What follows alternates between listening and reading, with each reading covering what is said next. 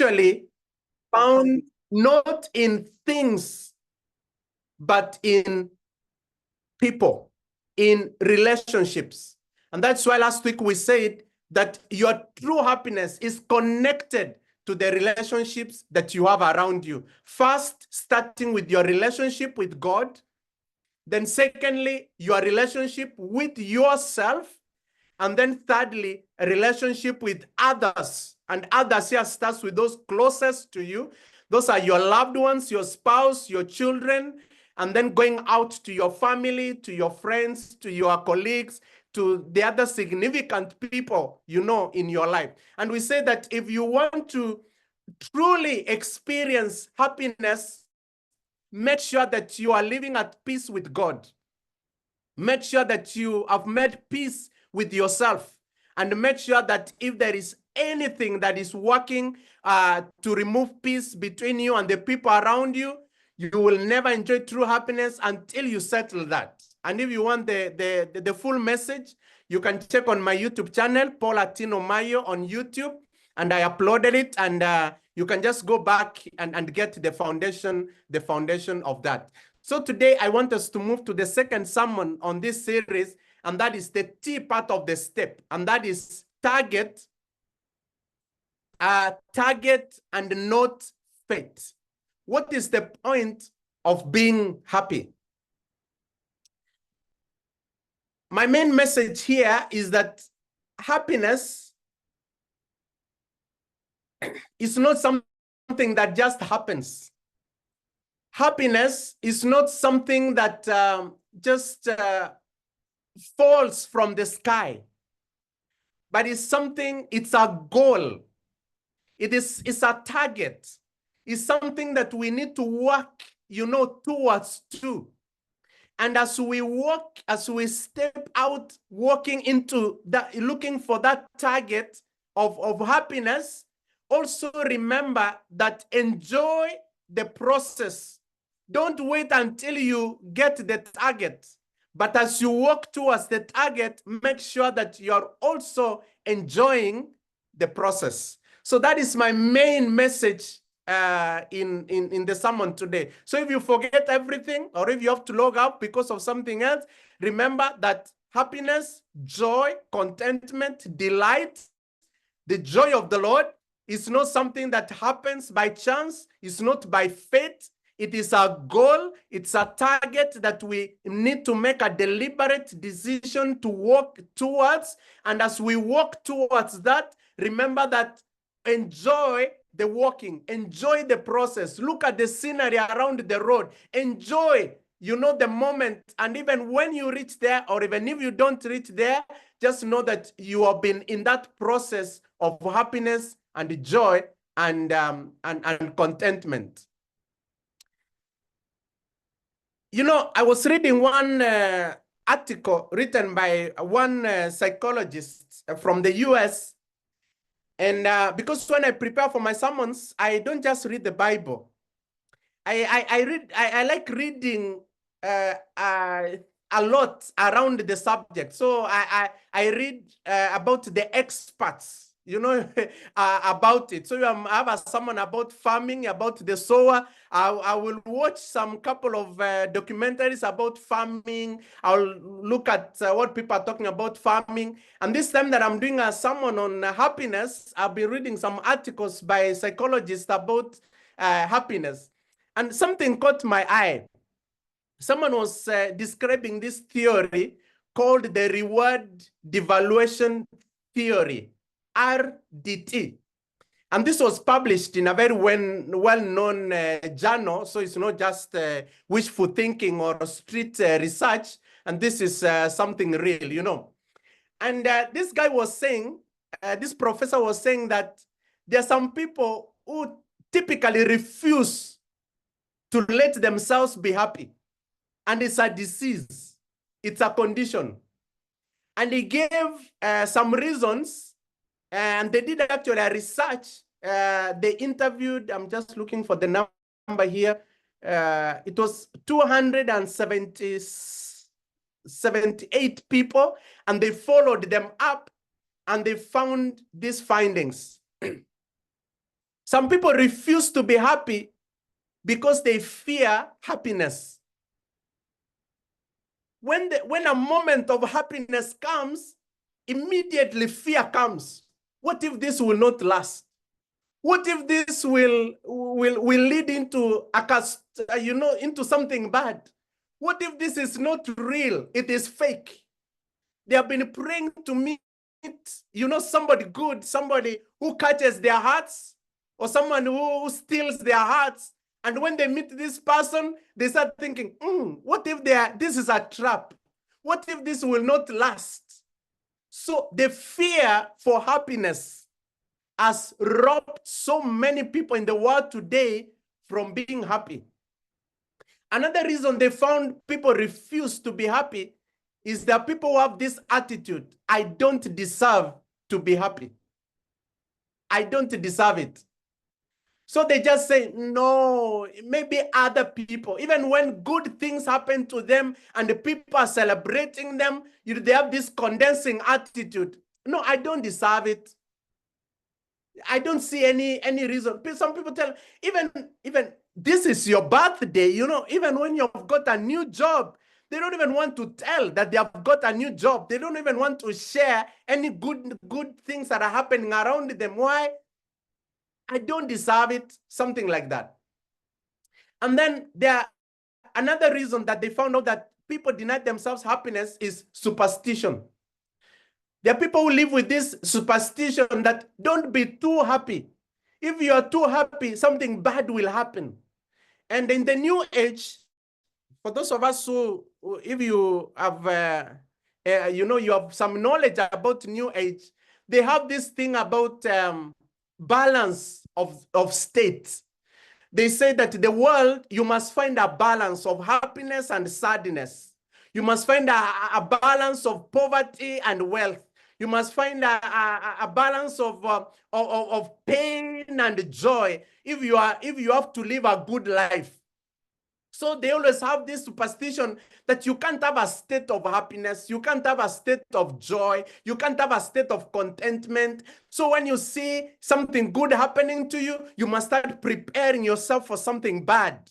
Because that's how the world is, They say, you see the sun comes up, it goes down, darkness comes, light comes, things come and go. And that is how the world is stated. So even this state of happiness, when you see something nice happening, when you see something good coming my way, I should just immediately start preparing for a valley because I'm top of a mountain. And because of that, they deny themselves the moment, the state of happiness. And then another reason, they found out that there are some people who deny themselves happiness or joy or contentment because they have this attitude. It is people who must make me happy. And if I'm not happy, it's not because I deserve it. It's because the people around me are bad. If I'm not happy, it's my husband. If he was a good husband, I should be very happy. He doesn't make me happy. If I'm not happy, it's because of my parents. It's because they never worked hard. They never gave me an inheritance. If I am poor and I'm suffering, they have this.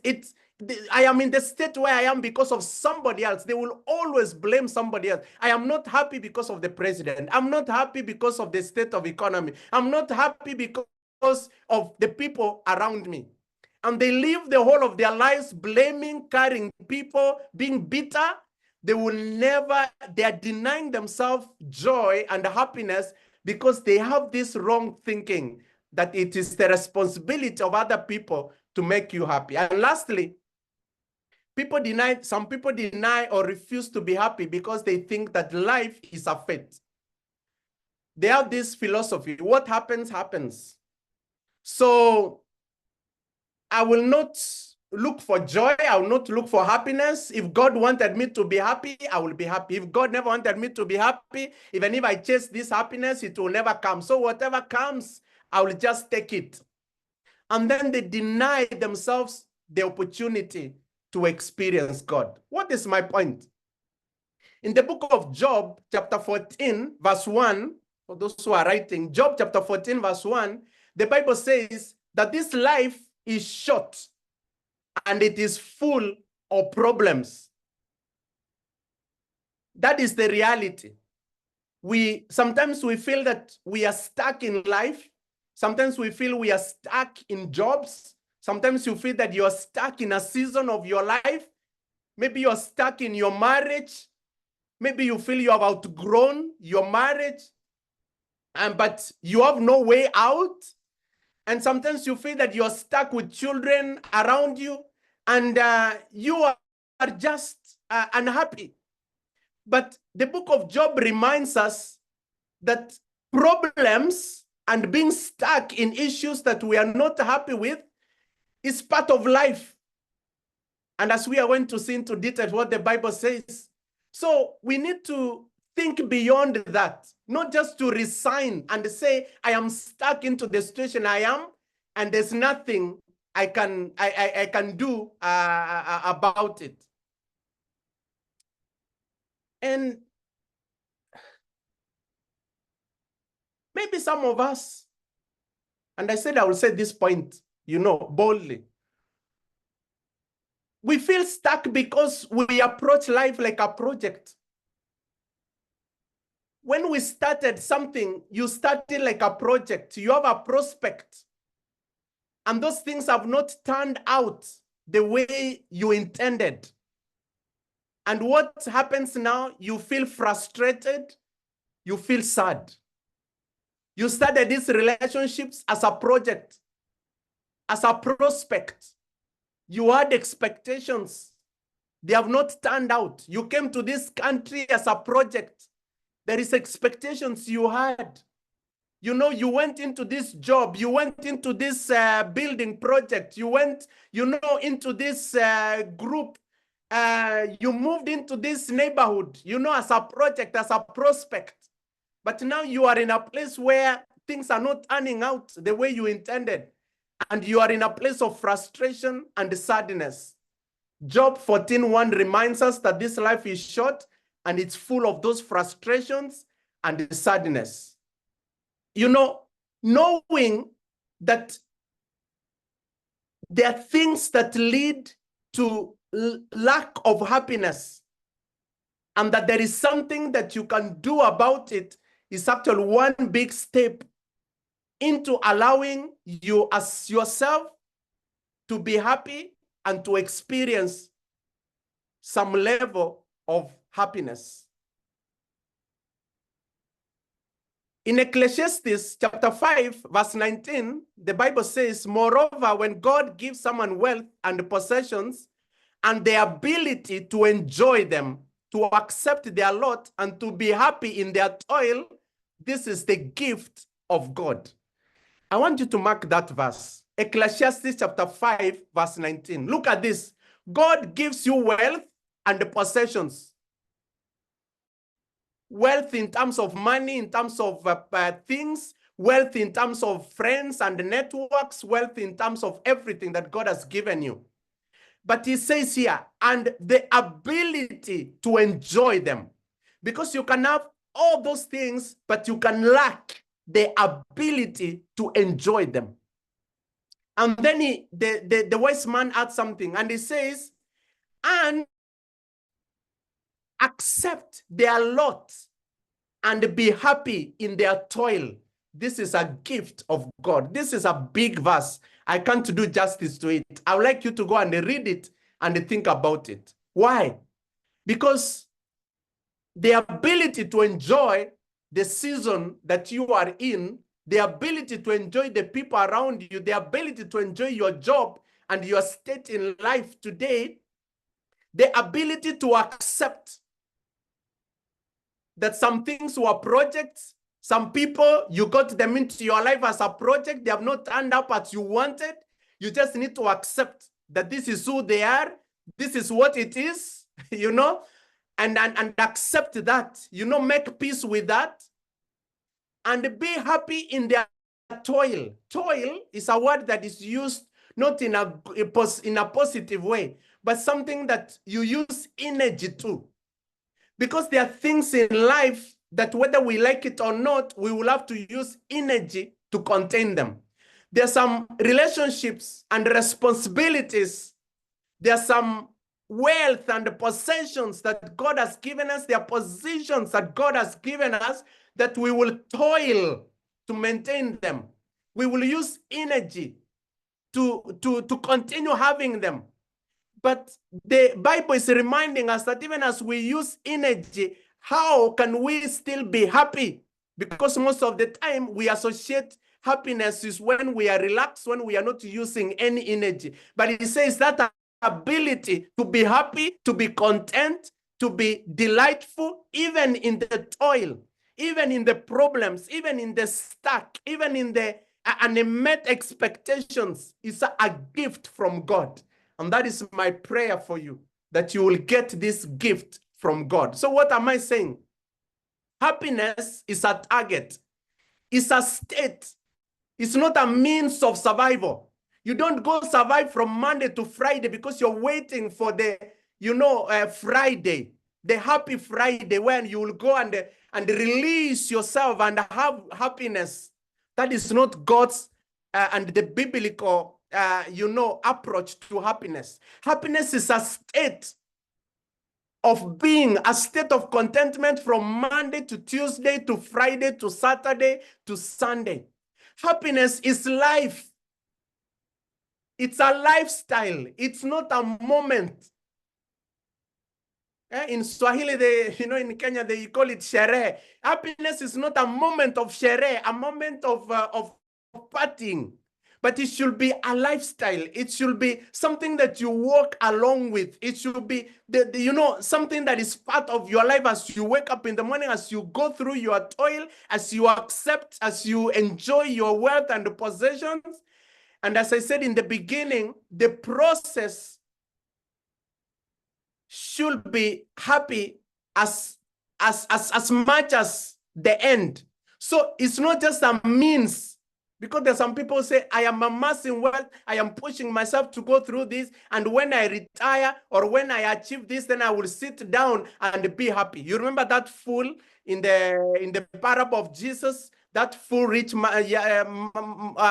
farmer who worked so much, and then when he had harvested a lot, then he said, oh, my soul, now sit down and enjoy, because a moment of happiness has come. And that very night, the God came and told him, okay, now, can I have your soul? In short, I'm calling you to heaven.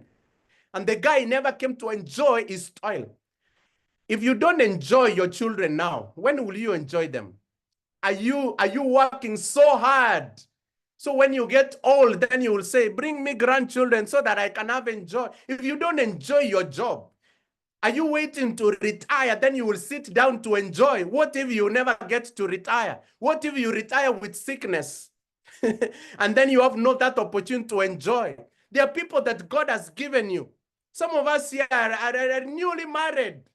We have not even hit 20. By the way, today is my me and Doreen, it's our wedding anniversary, so we are hitting 17 and we are very happy, But I'm wondering, if you don't enjoy the people around you, your marriage, when do you want to enjoy it? When that woman is old and she's in 70s and 80s, is that the time you want to enjoy? This is the moment to enjoy. Now you have money, you have wealth, you have means, you can turn around your budgets around and have a moment to enjoy. It's now that you are young and energetic, you have your children, you are happy, and it's a process. It's not an end. And that is my message. That's why I'm shouting here. And like a prophet just in the desert, hoping that I'm making sense. Not every sentence I say may make sense, but I am just like, I'm just making some noise. And I believe that noise, God is using it just to speak to somebody. Let me finish by saying like this. Happiness is a result of something. Happiness doesn't just happen. Joy does not just come. There is what we call the principle of sowing and harvesting. And in the book of Matthew chapter 5, we have what we call the Beatitudes. There are paradoxes. Jesus taught some very paradox. He said, happy are the poor in spirit. Happy are those who mourn. Happy are the meek. Happy are those who hunger and thirst for righteousness. Happy are the merciful. Happy are the pure in heart. Happy are the peacemakers. Happy are those who are persecuted for God's sake. No, no, no, no. In the world we live today, that does not make sense. How can I be happy when I'm poor? How can I be happy when I'm mourning? How can I be happy when I'm meek? You know, because our thinking of meekness is that people are working on me. How can I be happy in this marriage when I'm like a doormat? You know, I don't have my space. How can I be happy when children talk to me like I'm not their mother? You know, something like that. How can I be happy when my boss is treating me like a slave and I just need to be meek? How can I be happy, you know, when it's hard to do the right thing, when everybody else is making rich because they are taking shortcuts and they seem to be happy because they are amassing wealth? How can I be happy, you know, if I'm asked to show mercy and people are just working on me? Jesus is teaching us on how to enjoy the process despite the challenges. This is the main message of these Beatitudes.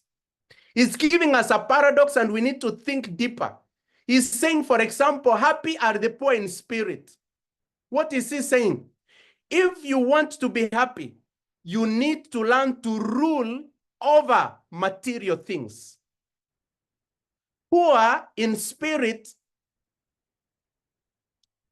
in the Old Testament, it simply means people who depended wholly on God in facing all challenges of life. The word poor simply means lack, when you don't have something. And Jesus is teaching us that, as I said in my sermon last week, that it is not material and the possessions and money that make us happy. When you learn to rule over things, over materials, you will find the source of true happiness.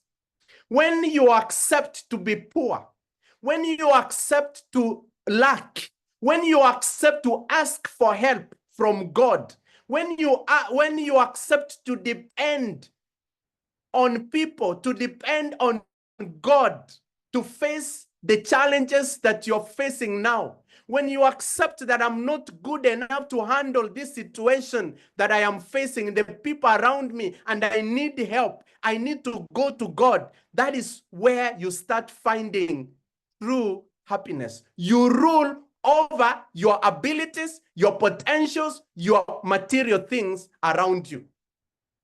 He goes to say, happy are those who mourn. He's telling us that if we learn to rule over pain and loss, then we shall truly be happy. What is he saying?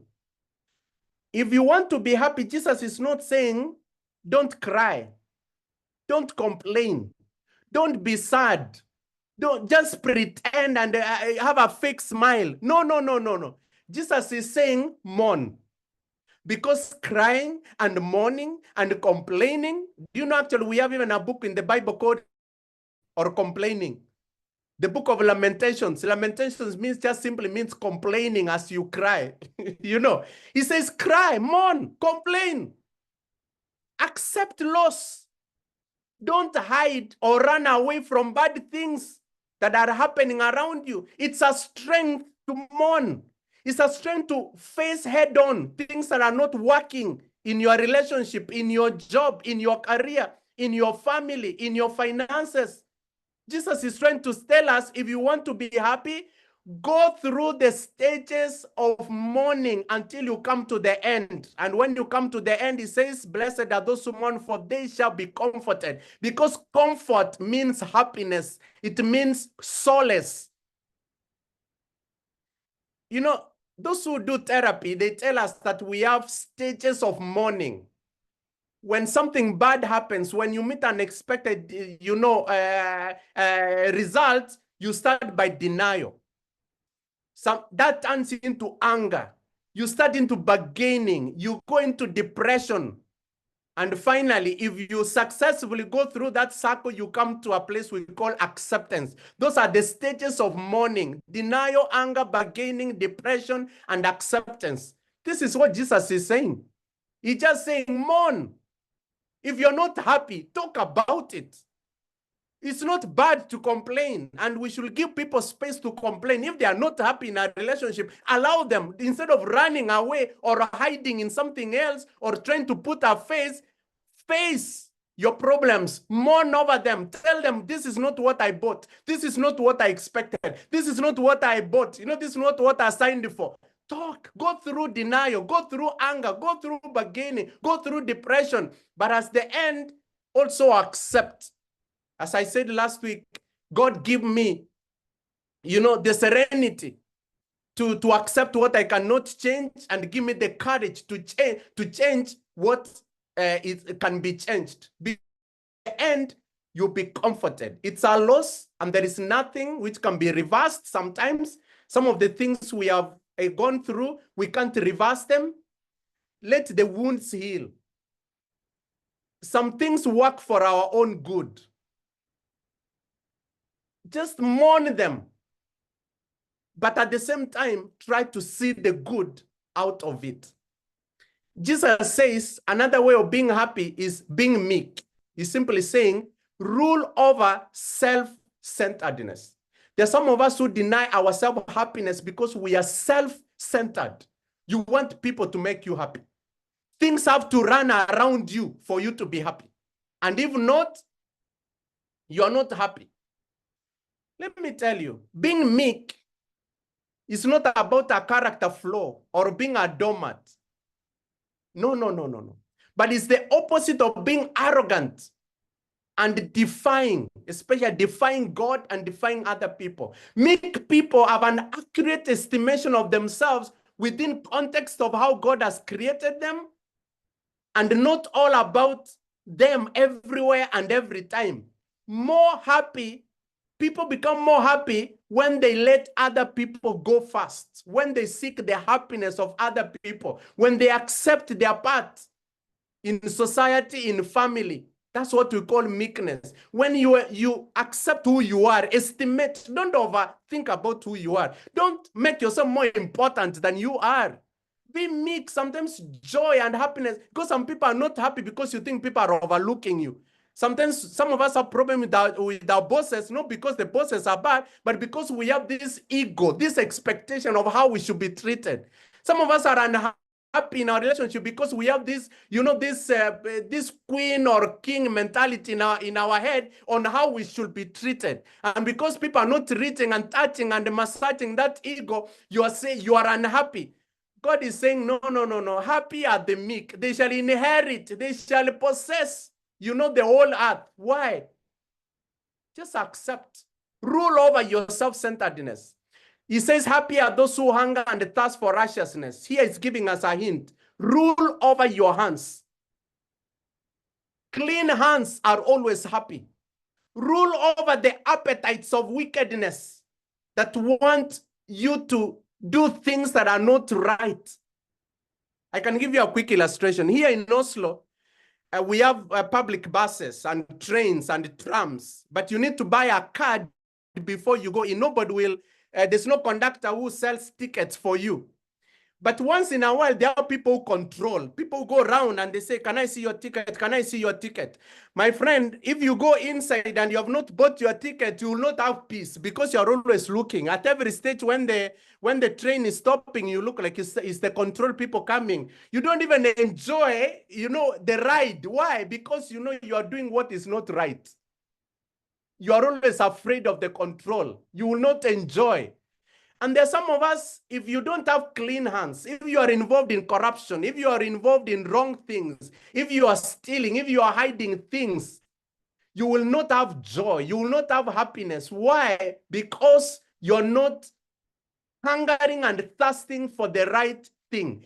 My prayer is make a commitment to do what is right, even when it costs you, because the end result is that we live at peace and we become happy. Happy are those who are merciful, rule over revenge. Those that are relationally generous are more happy, and research have shown this. Merciful people don't hold grudges. They don't seek revenge. They don't succumb to bitterness. They don't wait for people who wronged them to come and make things right for them to be happy. They don't wait for payback. The people did wrong to me, I'm waiting God to punish them. They forgive and they move on. There's one politician in my country who said, don't put politics in your heart, put them in the lungs, because when they don't make sense, breathe them out and live your life. And today I'm saying, don't put people in your heart, put people in your lungs. When they hurt you, just breathe out and move on with your life. When you hold unforgiveness, you punish yourself twice, because your aggressor has already punished you, and you are punishing yourself. But when you forgive, when you release people, when you give people away, extend mercy and forgiveness even to people who don't deserve, people who have walked on you, when you be forgiving even those who have wronged you, even if they don't come to ask for forgiveness, you do yourself a favor. You actually give yourself to happiness. Happy are those who are merciful. Happy are the pure in heart. Rule over your eyes.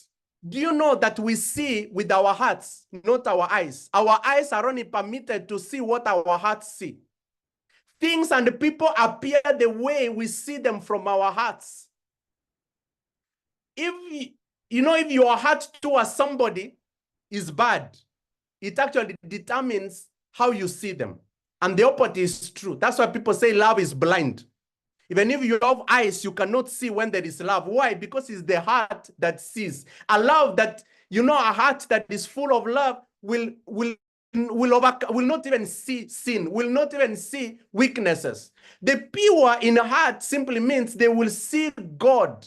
They will see God working in other people. They will see good things. They will see positivity. The pure in heart will see opportunities instead of problems. They will see a half full glass instead of half empty. They will see the good in people, in relationships, instead of the bad and the ugly. It's about purifying ourselves so that we see our sight is not distorted on how we view people and how we view what people. There are people, even if God does anything, we will never be happy because we don't see.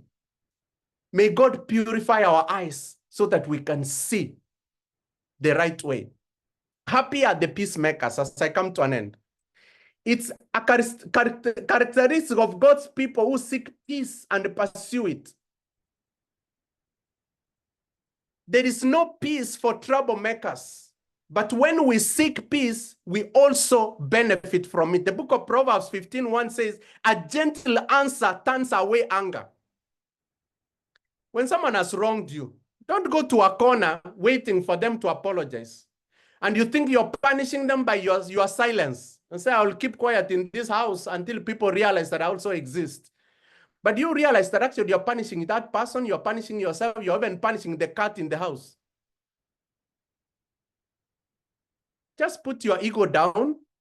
Even if you are the one who has been wronged, stretch your hand, stretch the olive hand, and start a conversation. Look for peace. Why? Because actually you are the first beneficiary of this, and the other people will benefit. Even if it's only you always seeks peace, remember you're blessed, you're happy, because you are the happy man. The other troublemaker who does not start the process of peace, they will never know peace, true peace. Happy are those who are persecuted for God's sake. Rule over yourself, over God. Who wants to suffer? Who wants to lose a job for doing what is right? Who wants to fail a test because they are the only ones who don't cheat? Who wants to lose a deal because they don't want to do what other people are doing? In this life, whether you are righteous or not, the reality is we all suffer. So it is better to suffer when you are doing what is right because you have peace about it, even in your suffering, than when you do wrong, you suffer twice. Because you suffer because you know you're suffering because what you did was wrong, and you suffer because you know the consequences will follow you. But when you're persecuted for God's sake, when you put God above everything, when you rule God and his requirements above yourself and your gain, actually you get true happiness. Happiness doesn't result from what we get, but from what we give. Happiness follows the rule of sowing and harvesting. Happy are those who are poor. Happy are those who mourn. Happy are the meek. Happy are those who push to do the right thing. Happy are those who are merciful, who are generous in forgiving people and being merciful. Happy are those who are pure in heart. Happy are the peacemakers. Happy are those who are persecuted for God's sake, for they shall know the true meaning of happiness. My prayer for you and me is that may God give us the grace to know the source of true happiness. Don't just sit and wait for happiness to follow you. No, look for it. Look for it in Matthew chapter 5. Seek peace. Ask God to give you a pure heart. Ask God to give you forgiveness instead of revenge. Be merciful. Ask God to help you to be meek. Ask God to change you. Because as you do these things, as you become poor, as you mourn, as you go through meekness, as you go through doing the right thing, as you seek for peace, you will find your true happiness. Happiness is not a fate, it's a target.